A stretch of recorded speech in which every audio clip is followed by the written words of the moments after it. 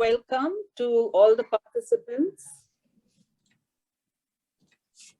Today is our inaugural session of the Sindh Culture Foundation Book Club. This is an idea that was floated by Aruna Madnani, who works so tirelessly for the Sindhi Culture Foundation. And this was yet another great idea of hers to get us connected to our roots. This has really been welcomed, I would say, between not only the membership in Bangalore, but all over the world. And there's been a great response of the numbers who have joined and who are interested in participating.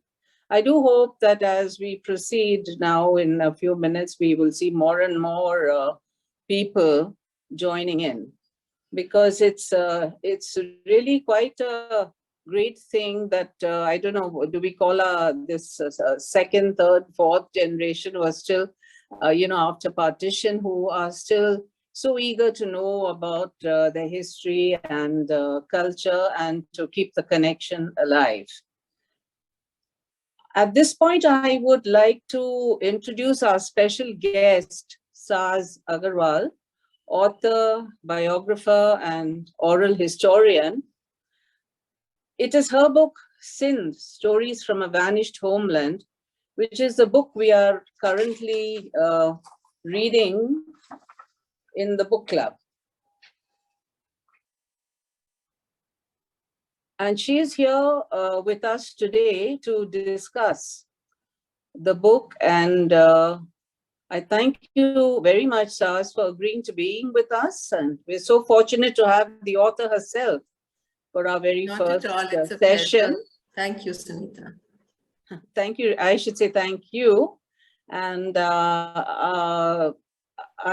before we move into interaction, there'll be many questions and observations by our readers.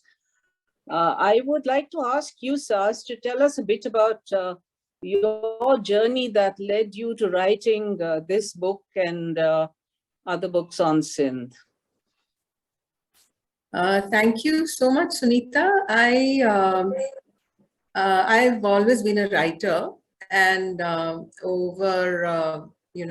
worked for the Times of India in Bombay. Then I had a column with the Sunday Midday for a long, long time. And that's also Bombay paper. And along the way, at some point, I started specializing in working with people to help them write their memoirs. So that's what I actually do. That's my bread and butter. And at some point, I told my mother, who was Sindhi, I said, why don't you tell me your story? Because none of us know it. None of us knew anything about what their lives were like and what happened to them. You know, when you're young, you just take people around you for granted, especially your elders. And they were who we knew they were. None of us asked questions. None of them said anything. But I said to her, why don't you tell me about your childhood in Sindh and what happened? What was it like? What was life like in Hyderabad before partition? And what happened when partition took place? What happened when you had to leave? And she said, yes, I'll tell you. And she actually, was so sporting about it. She would come and sit down in front of me and she would talk. And I think on the first day itself, I realized that this is a very big story, because the things she was telling me was so interesting. And I felt that they were so important because, they were giving me this feeling that I had no idea, this is who you are, and therefore this is who I am. And what really moved me was the extent of detail that she remembered. She was 13 years old when partition took place, which means she was a child.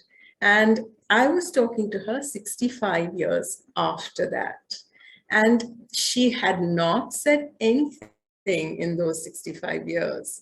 And it was all there inside her. So A, I found that very moving. And B, I realized none of us know this. I mean, here's a big story and nobody's ever done it. And I've got to do it. So I had started to, I had kind of set out to tell my mom's story, But then I realized there's so much more. I can't restrict it to only one person. And as some of you have probably started reading the book, or maybe you've already read it, and you know it starts with me talking about how I never really felt as if I'm a Sindhi, and I didn't have much connection, though I lived with my Sindhi grandparents for 3 years when I went to college, when I first went to Bombay. So I actually grew up in the South, and my father was a tea planter, and he was not a Sindhi. And I mean, my brother and I we didn't have any contact with either language, actually. We grew up very, very English speaking, very westernized, a little bit of Tamil, which was the language, Tamil was my third language in school. My father's language was Konkani. So it was all a big mix. But I did live with my Sindhi grandparents when I went to Bombay for college. And I went to a Sindhi college. I was at Jai Hind. So all that kind of came back to me later. And my grandparents also, living in a home, and living in a Sindhi home, even though it was only for 3 years, I did get a sense of the language. I can understand Sindhi now.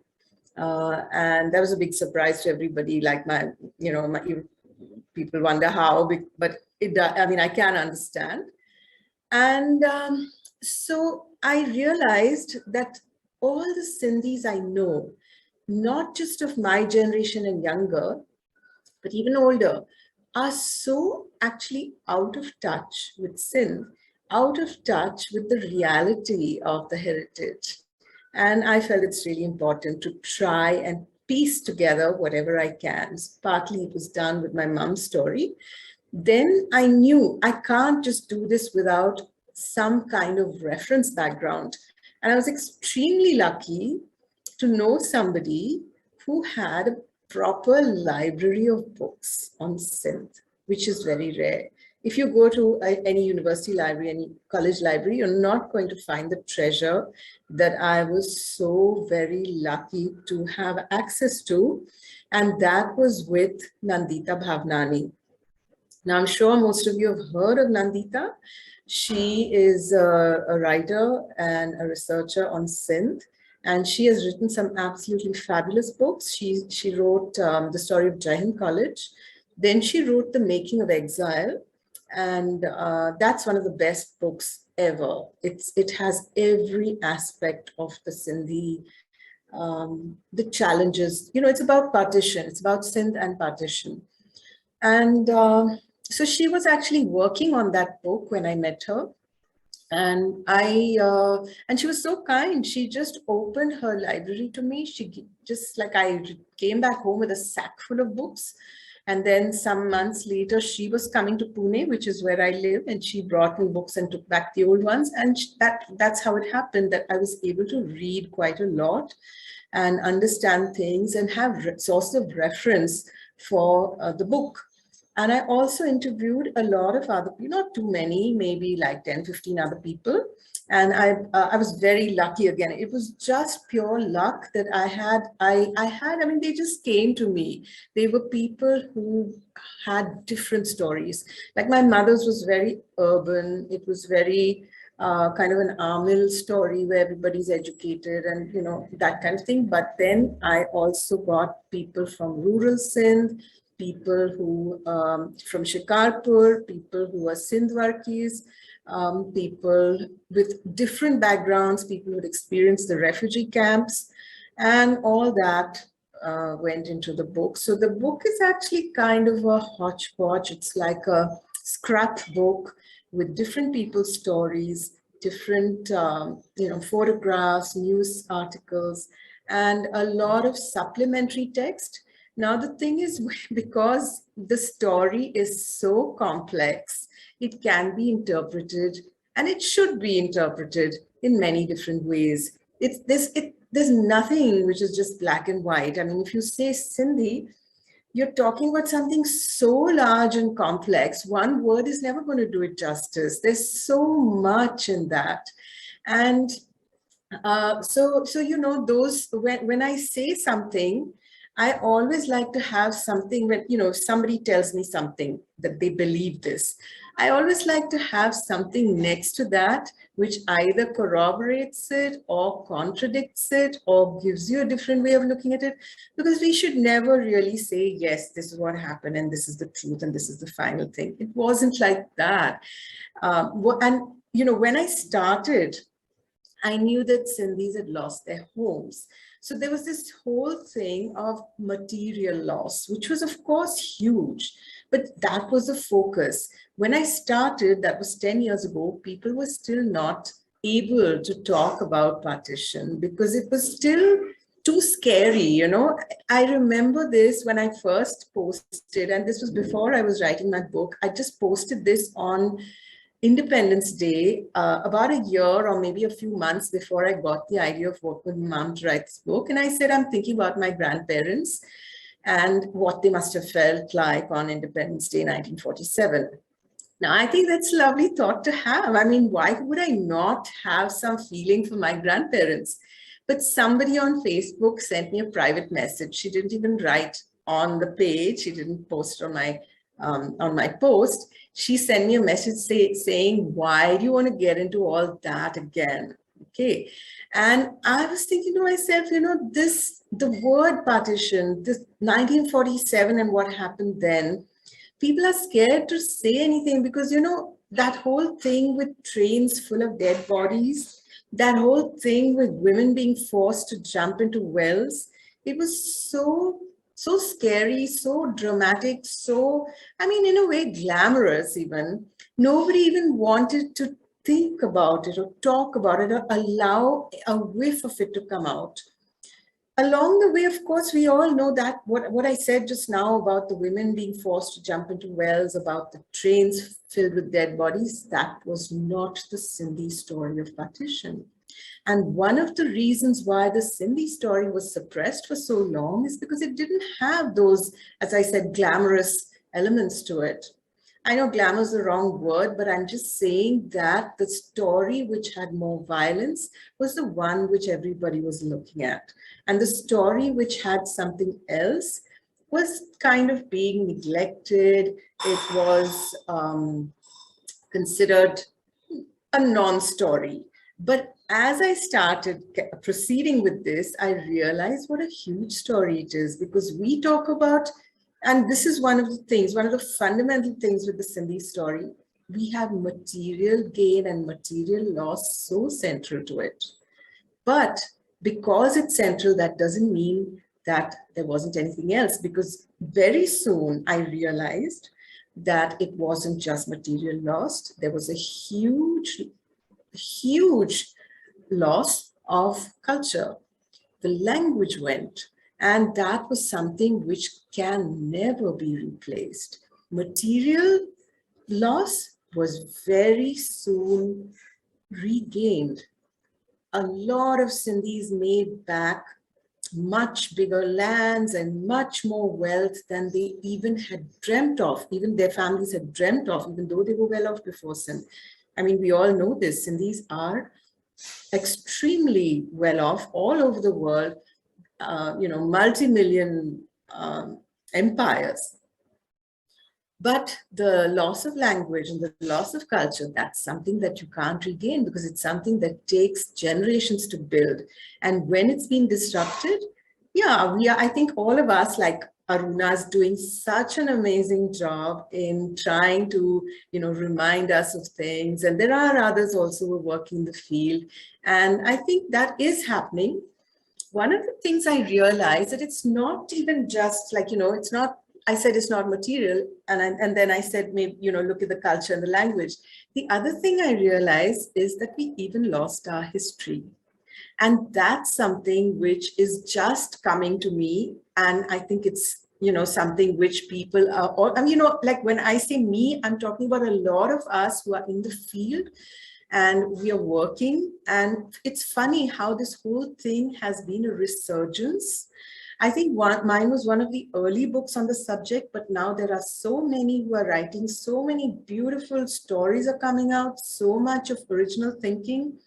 Apart from Nandita, of course, Rita Kothari, then we also have people like Uttara Shahani, who has done such amazing work on on how Sindhis actually changed Bombay, on how India changed because of the Sindhis. And she's done like fundamental research on this.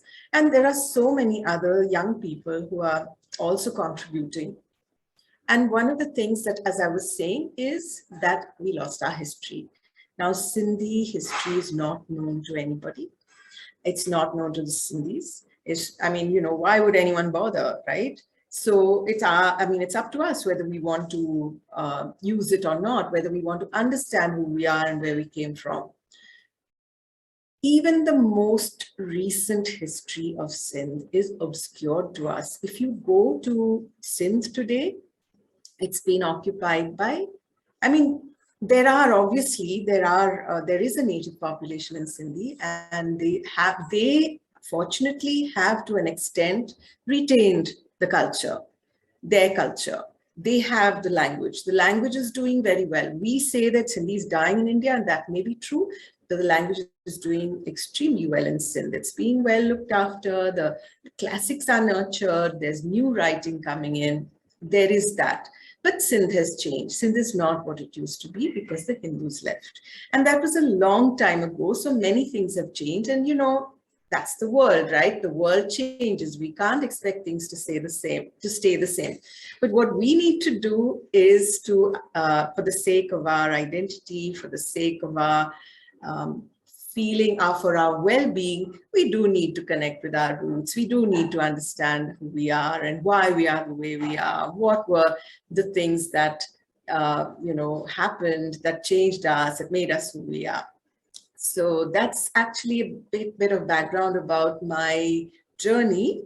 And as I said, I got this huge help from Nandita. I also got help from mysterious sources, whereby I had a combination of stories which give a very wide representation of the Sindhi story. But I feel that when I wrote that book, I didn't actually know anything. I'm not saying I know much now. I still don't know much. But when I wrote the book, I actually didn't know anything. It was just something I'd written. And after reading it, I learned more about, the story. But then what happened is, because of that book, I kept getting opportunities. Like the book was published by Oxford University Press in Pakistan. And I was invited to launch it at the Karachi Literature Festival way back in 2013, which is 9 years ago. And we were able to, that's my family and I, we visited Sindh.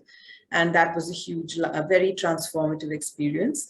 But then what happened is, because of the university connection, I started getting invited to speak at seminars and, things like that. And that meant that I had to do a lot of homework and continue with my research. I also got the opportunity to write a book about the R mills, which I think some of you might have seen or read. And if you haven't, and if you'd like to, we have a very kind sponsor who I think she still has some books, because she printed a whole lot and she was giving them away. So if you do want one, you just need to email me.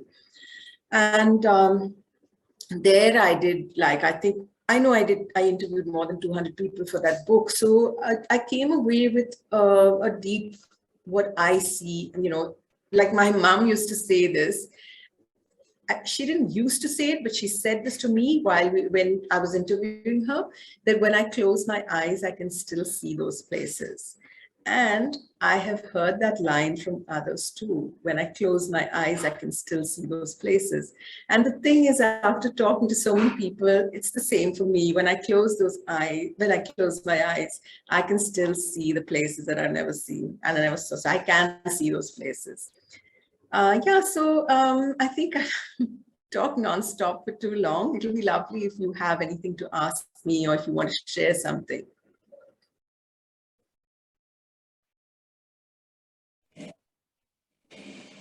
So one would say, when you go back in history, whether it's ourselves or other displaced communities, a lot of the focus is with identity and also with ancestry. If we know our ancestry, then it makes it that much easier to understand where we're coming from. I think that is a part of it. Part of it is also being a part of a community, you know, engaging with others with a similar background, you know, or other than that, reading, thinking, sharing thoughts, listening to stories. Is Radhika here? Radhika Sham, she's not here. She's also quite amazing. She has so much to share, so many stories. It's a shame she's not here, but because we could have got her to talk about. Aruna, is she here? Can't see her. She wasn't sure if she could make it. No problem. It would have been nice because you know, since we're talking, like when we speak of identity, actually, I did a book during the lockdown. I got this idea of working on the Sindhi identity, and I reached out to people I know who are either they're researchers in a particular field of Sindh studies, or they are Sindhis, elderly Sindhis with you know, fascinating stories, or young Sindhis who have their own unusual stories or interesting stories, or a strong sense of identity. I can see Gitanjali Kalro here. She wrote an essay for that book. And so I put out word to a number of people who I know, and I was really amazed that everybody, I mean, not everybody, but most of them, I actually got 60 fabulous essays, and each one has, it addresses a different aspect of Sindhi identity from the person who's written either things that they've thought about in the course of studies or research, or like Gitanjali, do you want to say what you talked about? Sure. Hi, Saaz. So nice to see you here. Hi. Yeah, so I had been thinking of this idea called dukan, like how dukan, like the shop is so important to us. And especially the word dukan in our house, it's, I don't know, it's just like when I come back to it and think about it and how small and salient it is to the house, but when I say it to other people, it just doesn't mean anything to them. So I had that idea for a very long time, and when Saaz came back to I mean, you know, she reached out to all of us, and then she said that, why don't you write about something that talks about your identity?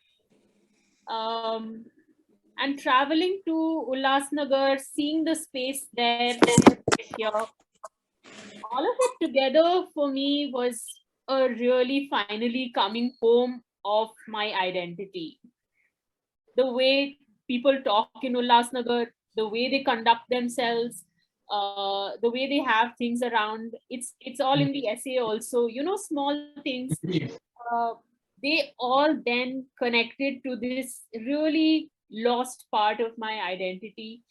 When I went to Ulhasnagar, when they would say, you know, Nyani usam mein ghumeti, pani ta pivan, and I mean, who else says Nyani?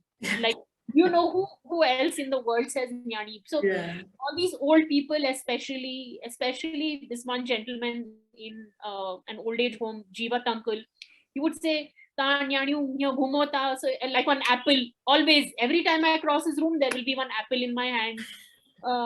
So I mean, these are things, like Saaz was saying, it's to be part of a community. They know you, you know them, and again that comes back to identity. So that's what I spoke about. In fact, Dirven Hazari also sent in an essay for the book. He is a stand-up comedian, and he's absolutely fabulous. He's one of the things he told me is he has a YouTube channel. And one of the things he told me is that he has viewers in 76 countries around the world. So that's the countries in which Sindhis live in, because he speaks in Sindhi. He's a Sindhi stand-up, and he's fabulous. He's really, really funny. I love, Gitanjali, I love what you said about the apple, because that is so much a symbol of, I think, of a certain, of the previous generation, a certain value system. Very nice. Thank Can you. can I add a sentence here? I'm Sangeeta. Hi, Sangeeta. for Can't the- see you, Sangeeta. Yeah, that's because my video is not on. I'll just put it on. So for the longest time, I mean, my mom also used to do that. She just passed away a few months back. So she would say, "Hey, Parshad Tava," and that apple without fail. Yeah.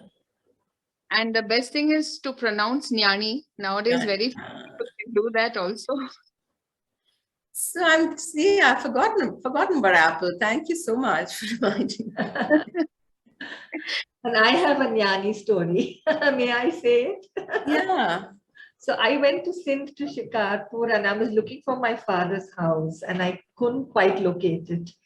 And then the university introduced me to an older gentleman who was a retired librarian. And when I met him and I said, I'm looking for Dr. Kishan Chand's house, that was my grandfather's name, he said, Dr. Kishan Chand, come with me. And he took me right to it and he showed me around and everything. And when I was leaving, he took out, we were two of us, me and my hostess.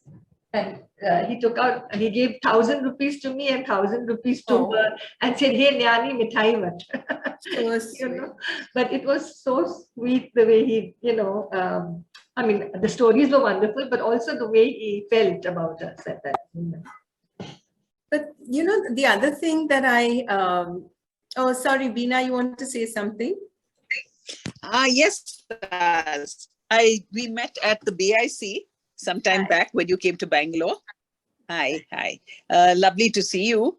And the question I had for you pertains to the book. What I wanted to, bring out was the fact that, this generation, our parents never spoke about the mental trauma. They never actually spoke about it. They just went about their business and tried to make a life for themselves in this new place that they had come to. And so in your book also, I don't think you've actually addressed too much of the actual, the psychological and the mental impact of what happened to, these people. Was that, Beena, how traumatic that was?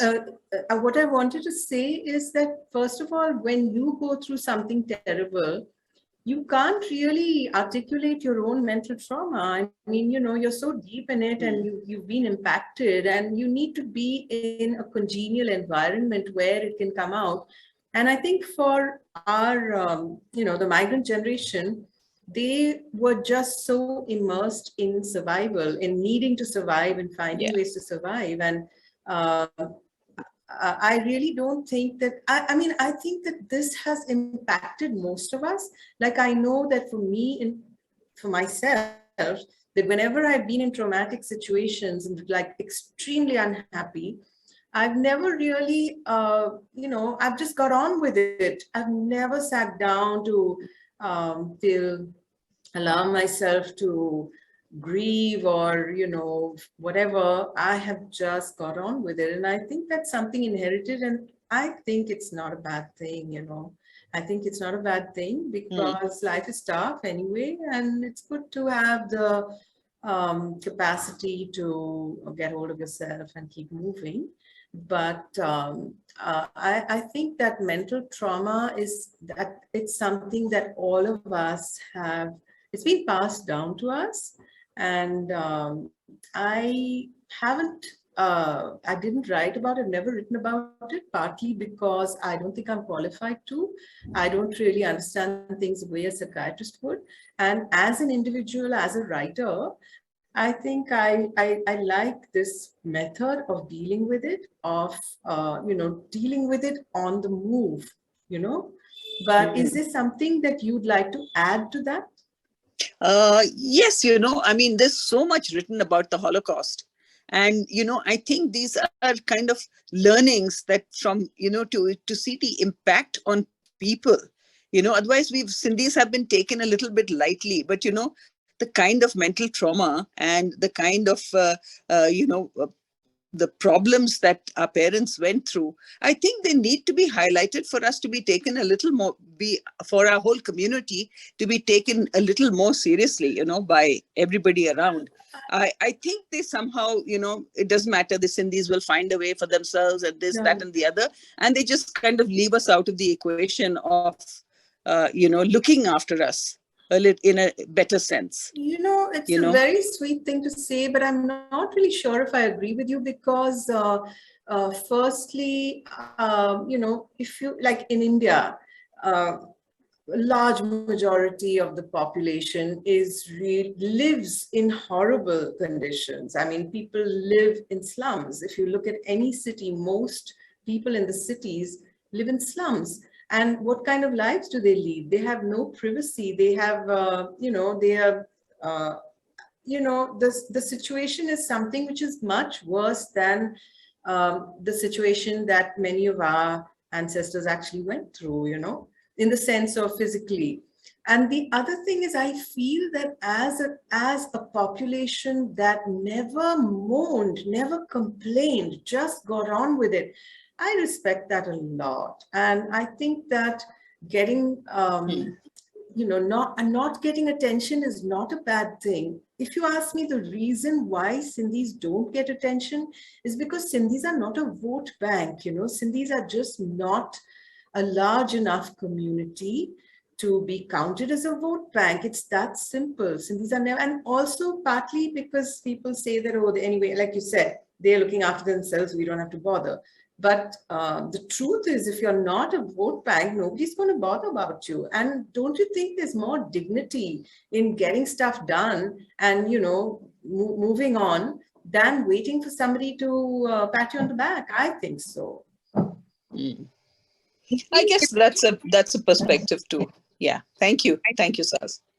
Sorry. I think there's sorry if I disappointed you. Anjali had a question. Anjali is part of this club. And Anjali, are you there? Would you like to ask your question? Beena, just before that, may I just make a note? I've put the name of a book on the chat box. That's called The Psychological Impact of the Partition of India by Sanjeev Jain and Alok Sareen. They are psychiatrists at NIMHANS. So, and they refer to and compare to the Holocaust, like you were talking about, Beena. So that may be something to look at.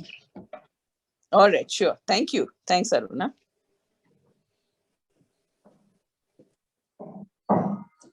Sunita, thank you. Thank you. Anjali, since you're there, I thought you could ask your question. Yes. So Saaz, I'm so grateful for this opportunity to have read your book, and it was so interesting and I couldn't put it down. It was really beautiful, and thank you for writing this wonderful book for us. That's very kind of you, Anjali. Thank you. So I was particularly amazed by the attitude of Gandhi and Acharya Kirpalani. And it seemed like so much of indifference or a very different kind of attitude. It somehow lacked compassion, lacked a feeling for the Sindhi Hindus who were going to be leaving everything behind. And this is, on page 121 in vivisection, and then in page 128, you have quoted from what they have spoken. And could you just elaborate a little, if you know anything of the background of why they spoke the way they did? Could you just elaborate on it?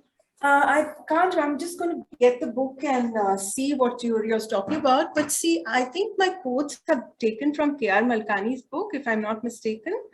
But talking about why, so if you look at Acharya Kripalani, he was a nationalist and he believed in India. He was looking at India as a whole. This is my understanding. And honestly, I'm not such a great scholar that I know stuff. I mean, most of you probably know more than I do. But my understanding of Acharya Kripalani is that he was Indian National Congress person. He was looking at the unity of India. He was not looking at, and that's something I think is quite special. When you think about somebody who doesn't think about themselves, they don't think about their country, their community, they only think about the country. But of course, as you said, the Sindhi Hindus were shortchanged. And the thing is, because nobody really anticipated the situation that took place. And what happened is that it was assumed that they would carry on as they'd always done. And it was assumed that they were, very well off. They were, they were leading very stable, prosperous lives. And there was no reason to imagine that that would change. Why would they want to leave and go and live in a strange place? And leave everything behind, which they had built up not just themselves, but for centuries. I mean, if you look at the history, how the Hindus who came to be in that position in Sindh as, both the backbone of the economy of Sindh, as well as the administration in the government. How did it happen that a minority community would do that? And there's a history to it. There were opportunities which were taken generations before, and they built on that. And there were networks that had been developed over centuries. So nobody thought that they would leave. Nobody thought they would need to leave. But when the influx came in, and there was this situation where a huge population from the other side of the border who had suffered and who had they had themselves lost a lot. And they arrived in this new place and they found that the Hindus are rich and they are living so comfortably. What business do they have when we have been thrown out from our place by them? How can they live over here so comfortably? And that caused a lot of resentment, it caused a lot of retaliation, and it became so bad that the law-keeping forces were not able to keep the law. And of course, a lot of people believed that the government was also against them. I mean, they didn't bother to look after them. One of the examples that I find the most, really sad is that when they were leaving, they've been forced to leave. They've been forced to escape for their lives. And at the docks, at the stations, they're being searched for their belongings. Their belongings are being searched because they've been told that you can't take this away because this belongs to Pakistan. And these things, this is the wealth of Pakistan. And that's the most ironical, most horrible thing that, so I don't know, now coming back to the question about Acharya Kripalani per se, I don't know how much I would blame him because he was an idealistic person, wasn't he? And, it's so hard to know because we are so far away from those times. We never knew these people individually. We never knew them personally. What we've read about them is inadequate. My sense is that the freedom fighters, the ones who actually participated in the freedom movement, who sacrificed their youth in jail because they wanted India to be free, my sense is that they were good guys. They wanted the best for the country. And they didn't really think about India as different groups of people. They were looking at us as a nation of one people. And somewhere along the way, the Sindhis fell through the cracks. And about Gandhi, now I'm not exactly sure, I know Gandhi, whatever I've read, I wouldn't actually know anything. And honestly, what you read is never the whole story. Even if you read a lot, you're still only getting a small bit of the story. When you listen to people talking about their memories, you get a little more. You get some of the details which the books don't catch. But when it comes to Gandhi, there's a book by Motilal Jotwani. And he has collected the things Gandhi said about Sindhis. And they're pretty positive, most of them. And the most interesting one that he said is that I am a Sindhi. Gandhi said that. He said, I'm a Sindhi. Okay. I'm not sure if I was able to answer your question adequately because it's such a complicated question, and I don't really have, a yes or no kind of answer, but this is what I feel. Yeah, because you were quoting here in vivisection Yeah. Gandhi at It's Sigao, 127, right? page 121, Saaz. Yeah, 121. And Yeah, so he's- there where he's saying don't leave because Yeah. nothing is going to happen to you. So how can he say that? Again, that seems Nobody so idealistic. nobody knew what was going to happen. Nobody could imagine that what happened happened. And when it happened so fast and nobody could do anything. It was like, a landslide or something. You just couldn't do anything. Right. It was too late. And, these words may have been, I found them very interesting and colorful. And I didn't mean it as a kind of anti-Gandhi propaganda, but it might, he said something at a certain point in history where things were changing fast. If he'd been asked to talk about the same topic 2 weeks later, he may have said something different. Exactly. You're right. Now I understand what you're saying. Thank you, Saaz. Thank you. Thank you so You've much. answered my question. Thank you. Thank you very much.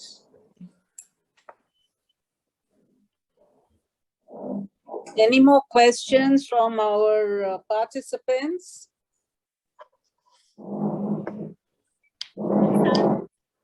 Yes, Gitanjali. Saaz, you wrote this book, I think, 2013? 12. 12. Yeah. I remember meeting you in 2013. And now it's 2022. 22. Yeah. What is the one thing that you felt then and you still feel now strongly? Sorry, say that again. I missed that. What's the one thing?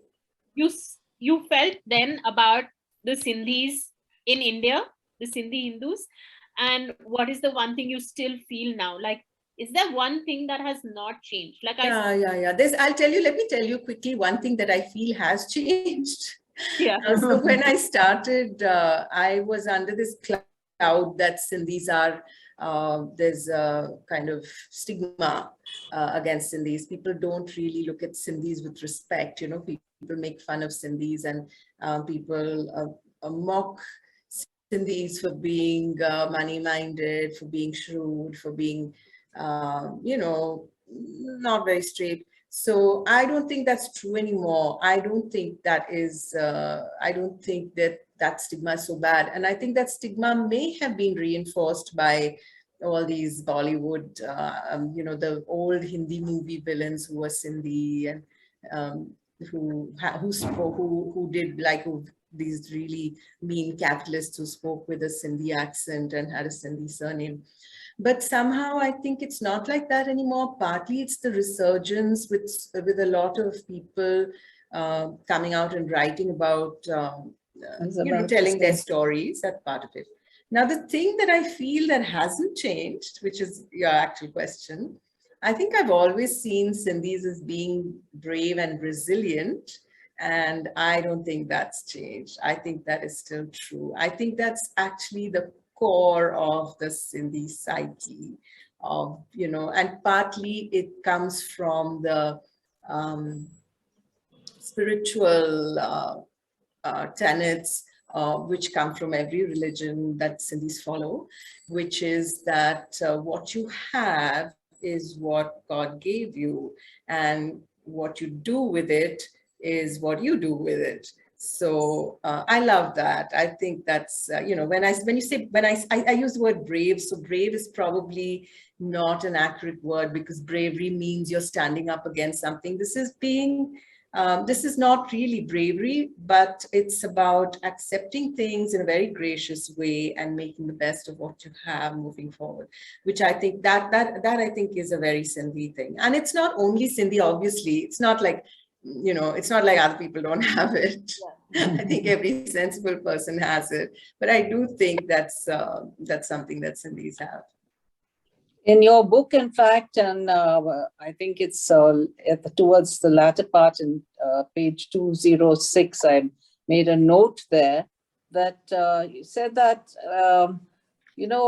memory is made up of amnesia, nostalgia, and selection. Yeah. So I suppose it is like up to us What we choose to carry. which part of our memory we would like to nurture and work on, and make it more a strength, Yeah. rather than think about a past which is now, as the decades go by, it's not going to help us too much. And it's fading away, and really it's fading away. Yeah. In fact, in this respect, I would always remember, like, even my own mother, who was 19 when she left Sindh and got married and came here to South India, where we have been born and raised. And she was all the time narrating stories, but I would definitely appreciate the fact that what I remember is all very nice and joyful memories that she had of the land that she never ever went back to. So I think that is really a positive if you look it's at so it that nice way. that you're saying that, and I'm sure I can see some other writers on this chat as well. I'm so happy to see you guys here, and I know that I've heard this from you as well. That the people from your parents, grandparents, they carry their happy memories. Sunita, thank you so much for sharing that. Well, that's all I know, actually. I don't know very much more, because I'm like a midnight's child myself. So I can't exactly and maybe it's just as well. I don't need to know that. I need to see my community as a joyful and productive one. Who wants to make the best of every moment of this life. Yes. Yes. Do we have more questions from any participants? Anyone wants to add to that, what they have, their family has shared with them?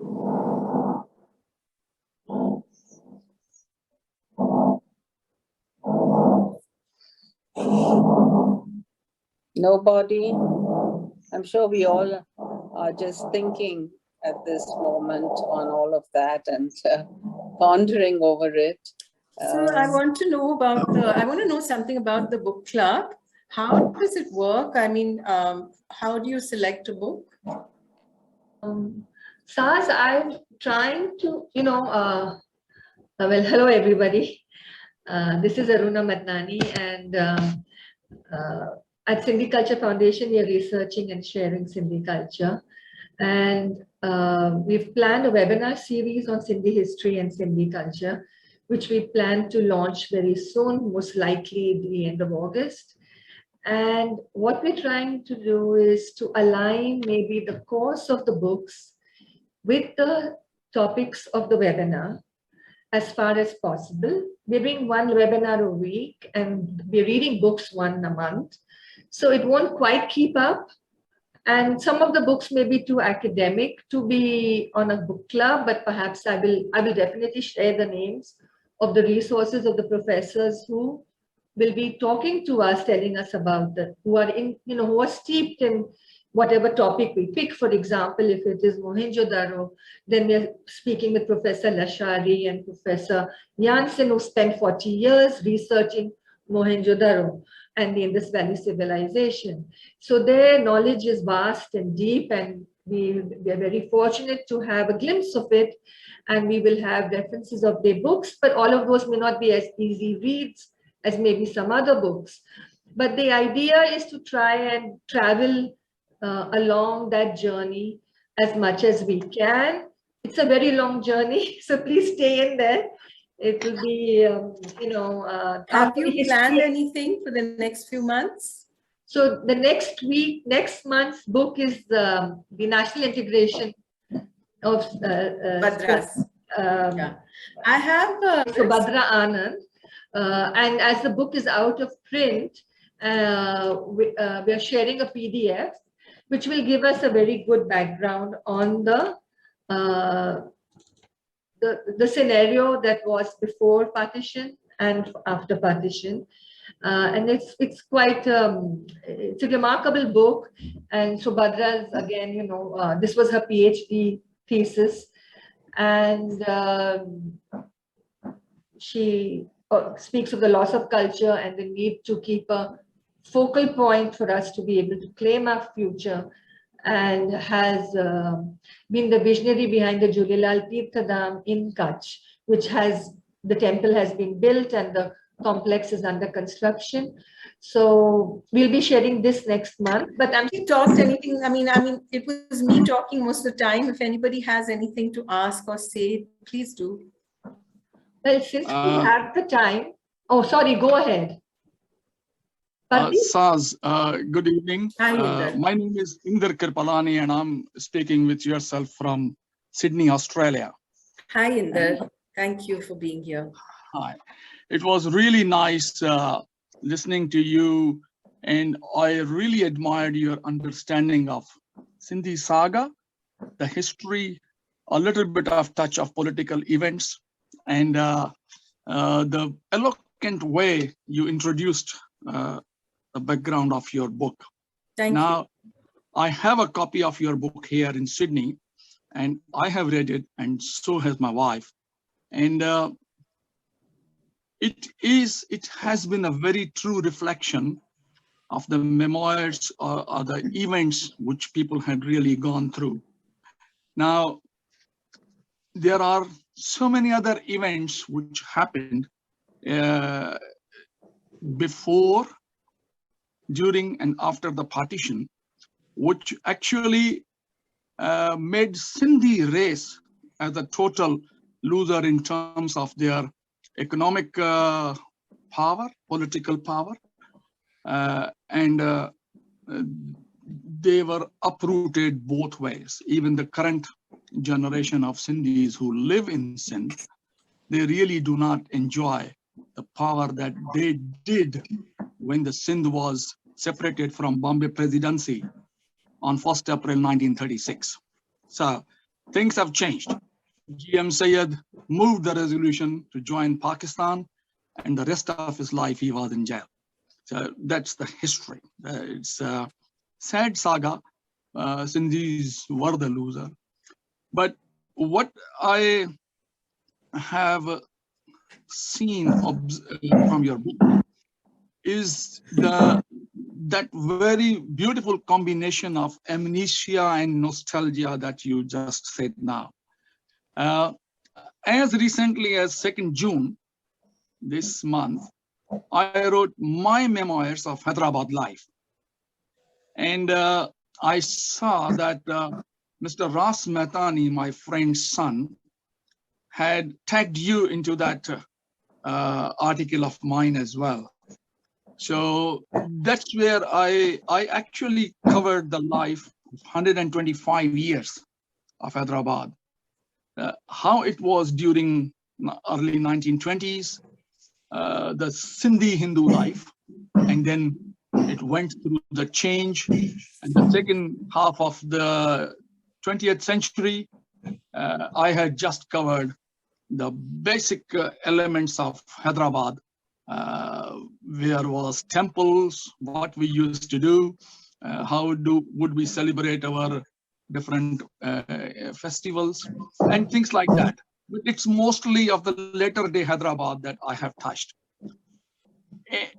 Memory is the only prized possession of anyone who is uprooted from his place of birth by force of circumstances or their own free will. In my case, it was free will. It was very nice to be part of this group discussion and today, and good to know that this book club, a new thing that has started. It reminds me of Sindhi Adabi Sangat we used to have way back in 70s in Hyderabad, Sindh, where all the writers, Sindhi writers, would assemble once in a month, and everybody would contribute and share their stories, poems, poetry, or anything. And then we will all comment, admire, cheer, or offer our critique on it. So this is very good start, and it would connect people all over the world, the Sindhis all over the world, the interested ones. Thank you so much. Such a pleasure to meet you, Inder. Thank you very much. I'd like to introduce Pardeep here. Pardeep, are you there? Please unmute yourself. He's from Hyderabad, Sindh, Dr. Pardeep, and I met him in Hyderabad. Pardeep, can you unmute and say hello? Actually, I have a little video problem, so I will be just speaking. Thank you very much for inviting me to say a few words. So I had also an opportunity to talk to Saaz a few years back when she was writing the book, and we shared a few, incidences and few things about what she wanted to know. So thank you very much, Saaz, for writing such a beautiful piece of work. And I'm sure that I have a question for you that since 10 years have passed writing this book, so in the meantime, you must have received so many new things about the Sindh, about the Sindhis all over the world. So is there any plan of yours of writing a second edition of this book? Well, as you know, I wrote a book about the Amils in which your mother is mentioned. You gave us very good information about her. I've just completed a children's book, which I'm going to, launch again for independence. And it is very similar to to this book. It's basically what I realized is that we want to pass on our stories to the next generation. And I have a set of messages I want to give. I want to pass on certain things which I feel are very basic to the Sindhi story. So I put them into simple, small narratives, and I was very lucky to get a fabulous illustrator, because most of the things that I'm talking about, we don't have photographs.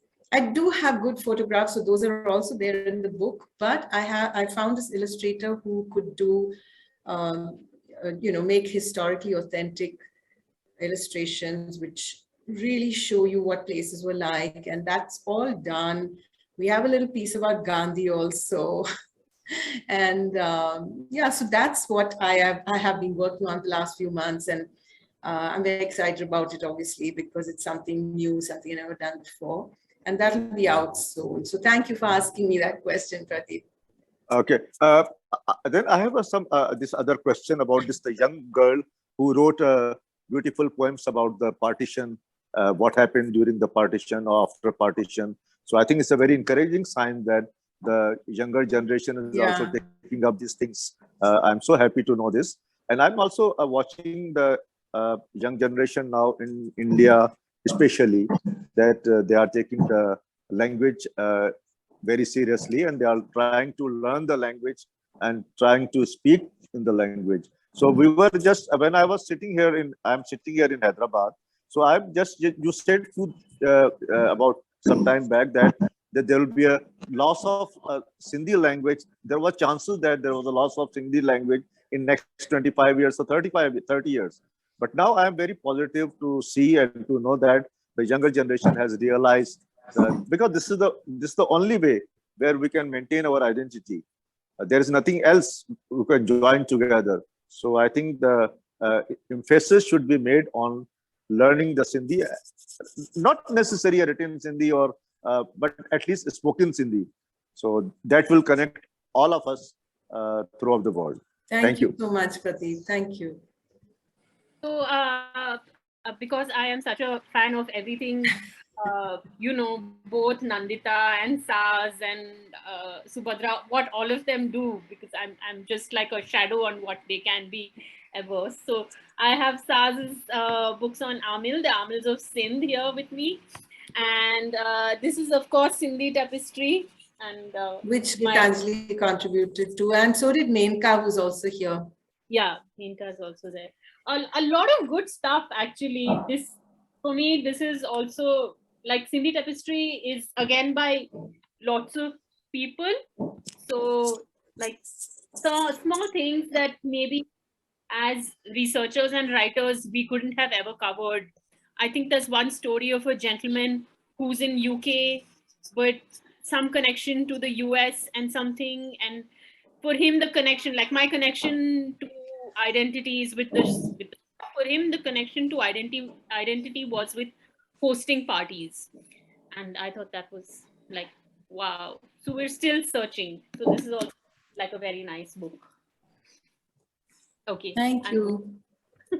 Thank you so much for selecting my book. Thank you for inviting me. I'm putting my mail ID in the chat in case anyone wants to say hi at any point. And I look forward to your next session. Thank you so much. Actually, we need to thank you very much, Saaz. It's been such a pleasure. It's an honor for being with me. us on our sort of inaugural session. We hope you'll be there for all the sessions in future. Everybody has so much to voice and share. And it's an ongoing learning and research for us all. Thank you so much for being with us.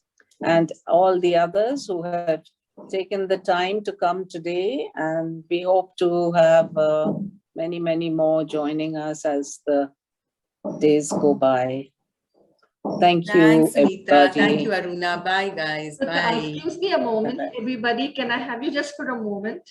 I'd like to say thank you. And I'd also like to announce that we will be having a Sindhi gallery at the new Partition Museum in Delhi in upcoming December and January, it'll open up. So I think it'll be really nice for us all to be represented there. And the representation will come from you. So if all of you can share photographs, stories, objects, memorabilia, it would help to tell the story of each one of us. And I look forward to hearing from you all. And as you all know, that Subhadra Anand's book is the next read. So this time, as it's out of print, we're sharing the PDF. Please read and look forward to seeing you next month. Bye-bye. Bye. Bye. Thank you so much, Aruna, Saaz. Thank you. Interesting. Bye. Bye-bye, everyone. Bye-bye. Bye-bye. Bye. Bye.